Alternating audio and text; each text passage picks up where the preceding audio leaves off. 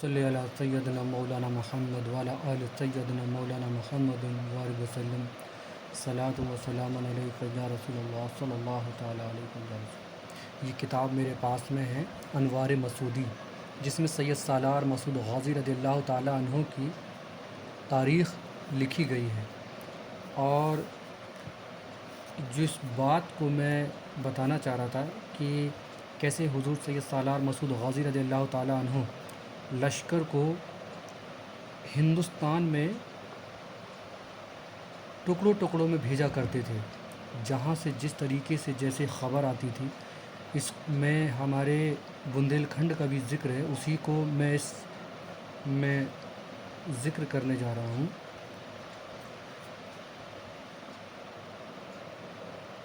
حضرت سید سالار مسعود غازی رضی اللہ تعالیٰ عنہ جب کسی لشکر کو کہیں روانہ کیا کرتے تھے تو بڑی کچھ خاص باتوں کی نصیحت فرمایا کرتے تھے۔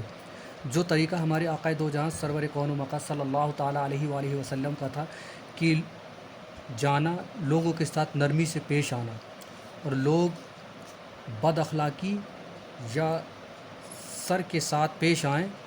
تو ان گستاخوں کو چھوڑنا مت، اور جو جنگ کی لیے آگے بڑھ کر پیش قدمی کریں تو ان سے جنگ کرنا، اور پہلے سمجھانے کی اور ان سے نرمی سے کلام کرنے کی کوشش کرنا اپنے طریقے سے۔ یہ ماشاءاللہ یہ مطلب کئی نقطے ہیں جس میں آپ نے حضور سید سالار مسعود غازی رضی اللہ تعالیٰ عنہ کی علمی صلاحیت اور دانش مندی اور آپ کی جذبہ نبی محمد صلی اللہ تعالیٰ علیہ وآلہ وسلم کا عشق نظر آتا ہے۔ سبحان اللہ۔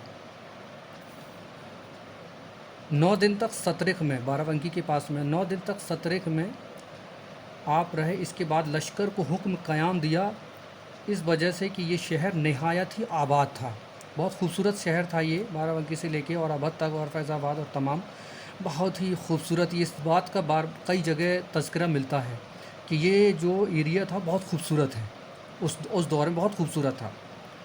اور چونکہ ندیاں اور بہت ساری چیزیں، ذرائع اور شکار اور مطلب بہت کثیر تعداد میں تھے، تو نہایت تھا۔ پھر حضرت نے بندوبست اپنا شروع کیا، ہر طرف، اب دیکھیے کیسے لشکر کو بھیج رہے ہیں، ہر طرف ایک امیر میں فوج کثیر بھیجا۔ سید سالار سیف الدین اور میاں رجب کو بہرائچ کی طرف روانہ کیا۔ اب آپ سترک میں ہیں لیکن روانہ کر رہے ہیں وہاں سے ٹکڑے ٹکڑے کہ آپ فوج کو بھیج رہے ہیں، کیونکہ آپ کے پاس میں ہندوستان میں آنے کے بعد جگہ جگہ سے جب آپ سترک میں قیام پذیر ہوئے تو آپ بڑے پریشان ہوئے جب یہ خبریں آپ تک پہنچتی تھی کہ جو چھوٹے چھوٹے سے جہاں پہ تعداد مسلمانوں کی تھی، اور مسلمان تو مسلمان جو غیر مذہب کے لوگ بھی تھے، ان پر بھی بڑا ظلم ستم کے پہاڑ توڑے جا رہے تھے، بہت ظلم ستم کے پہاڑ توڑے جا رہے تھے، جس کو مطلب اس میں بہت کئی جگہ روایت کیا ہے۔ میاں رجب کو روانہ کیا، اور میاں رجب کو فرزند کو ارجمند کو ان کی جگہ پر عہد کے لیے حکم دیا۔ الگرد سالار بہرائچ میں پہنچ کر جملہ حال ولایت اور غلہ کی شکایت لکھی بھیجی۔ حضرت نے آپ وہاں مطلب جو لشکر بھیجا تھا بہرائچ شریف میں، تو وہاں پہ نا رسد اور غلے کی کمی ہو گئی تھی کہ وہاں پہ مل نہیں رہا تھا، تو فوراً چودھری کی طرف جنوب کی طلب کی۔ آپ نے خدام والا احتسام تعمیل کا حکم کو عمل کیا۔ فوراً چودھری جنوب کی طلب کی، خدام والا احتسام نے تعمیل حکم عمل میں لائے۔ آپ نے لکھنؤ میں ایک چودھری ہیں، ان کو طلب کیا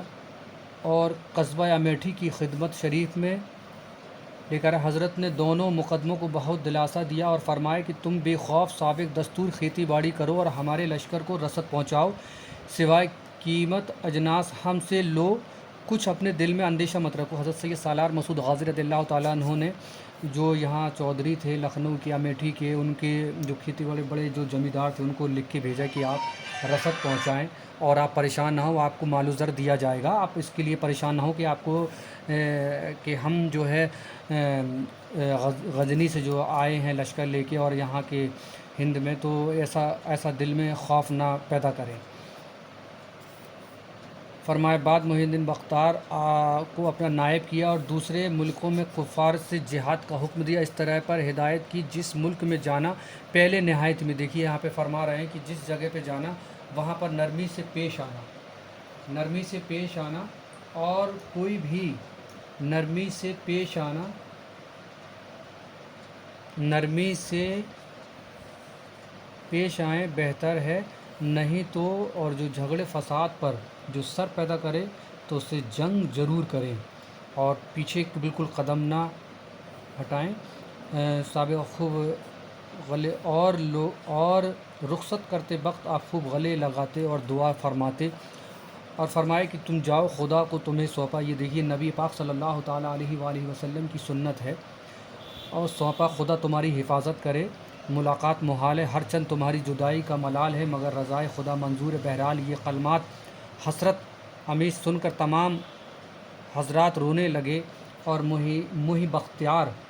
الدین بختیار بھی روتے ہوئے رخصت ہوئے۔ جس ملک کفار میں برد ہوئے فتح پائی، اور جس جگہ آپ کا لشکر جاتا وہاں فتح ملتی، یہاں تک کہ نوبت جنگ کی مقام کا نور میں آئی، وہاں کافروں سے جہاد کر کے جام شہادت نوش کیا، یاد خدا میں کل کائنات فراموش کیا۔ بعد حضرت سید سالار مسعود غازی نے امیر حسن عرب کو، حضرت امیر حسن ہیں جن کو امیر حسن عرب کو مہوبہ کی طرف بھیجا اور امیر سید علی کو گوپا مئو کی طرف روانہ کیا۔ الحال وہ مقام لال نگر مشہور ہے، مقام لال نگر مشہور ہے، اور ملک فضل کو پھر بنارس کی حکومت عطا ہوئی۔ یوں ہی ہر ایک امیر و توقیر کو پروانہ حکومت دے کر ہر ملک کی طرف، ہر خطے کی طرف، یعنی کہ ہر خطے کی طرف رخصت کیا، اور سید ملک اعظم غازی حضرت سید سالار مسعود غازی کے استاد بھی ولی اللہ جو ولی اللہ تھے، جہاد میں شریک رہتے، وہ بھی رخصت ہو کر لکھنؤ میں آئے اور خدا کی راہ میں شہید ہوئے۔ سبحان اللہ۔ تو یہ جو تھا بتانے کا کہ یہ دیکھیے ہمارے امیر حسن عرب کو مہوبہ کی طرف بھیجا، امیر حسن سید علی گوپا مئو کی طرف بھیجا، تو یہ امیر حسن عرب ہیں جن کو مہوبہ میں لشکر کا امیر بنا کر بھیجا گیا تھا۔ سبحان اللہ۔ یہ ویسے جاننا چاہیے کہ میں تو خیر مجھے انداز نہیں ہے کہ یہ امیر حسن رحمۃ اللہ تعالیٰ علیہ کہاں پر ان کا مطلب مزار ہے وہاں پہ، اور کہاں پر آپ شہید ہوئے یا کہاں پر آپ نے، لیکن ان کا تذکرہ ہے، اور اس کا تذکرہ حضور دیکھیے اس میں بھی کیا ہے انہوں نے، حضرت سید سالار مسعود غازی ان کا ذکر کیا، حضرت محدث حق دہلوی رحمۃ اللہ تعالیٰ نے انہوں نے بھی لکھا ہے، بنارس، غازی پور، مبارک پور، حمیر پور، ٹانڈا، مئو، قاضی طید، الہ آباد، فتح پور، ہاسوا، فیض آباد، بہرائچ، مہوبہ، گوپا مئو، ایودھیا، جائز، تمام جگہ کے نام دیے، لیکن ان کا خلاصہ اس کتاب میں ہے۔ ماشاءاللہ یہ دوسری روایت پڑھ رہا ہوں، ایک روایت اس میں بھی ملی اور ایک روایت یہ بھی ہے۔ ماشاءاللہ یہ تاریخ بہت بہترین ہے، اس میں پتہ کرنا چاہیے ویسے کہاں پر کہاں پہ آپ کی آخری آرام گاہ موجود ہے۔ السلام علیکم ورحمۃ اللہ وبرکاتہ۔